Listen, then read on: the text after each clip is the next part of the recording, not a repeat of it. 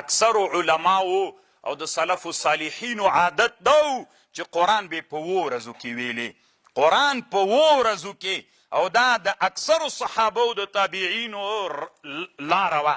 دا قرآن 2 منزله د طالبانو، دا 2 منزلونه په همدغه لحاظ باندې شوی. اوله ورځ 1 منزل، دویمه دریم تر 2، یعنی قرآن باید 2 ورځو کې ختم سی.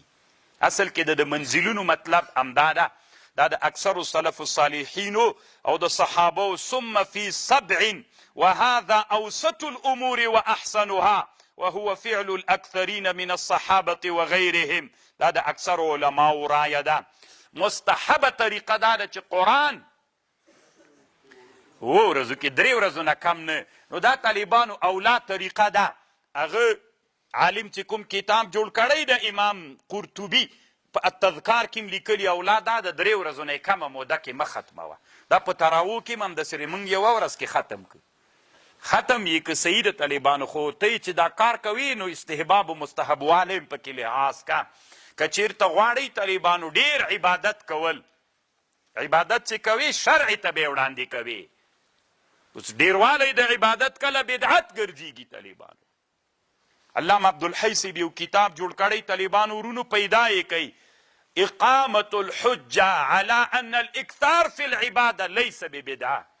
اقامة الحجة على ان الاكثار في العبادات ليس ببدعة. ډېر ښه کتاب د طالبانو دا موضوع لپاره، لکه ابن حزم ومن حز حزوه.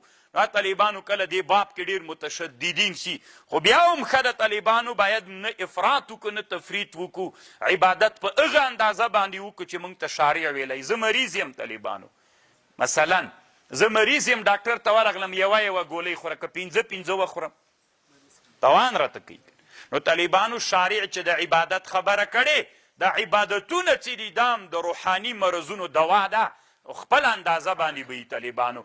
اگر چې عبدالحی صاحب ډېر ښه بحث په دې کتاب کې کړی، د سره ویې ګورئ. نو قرآن به په 2 ورځو کې وایئ، 2 ورځو کې. له 2 ورځو نه به قرآن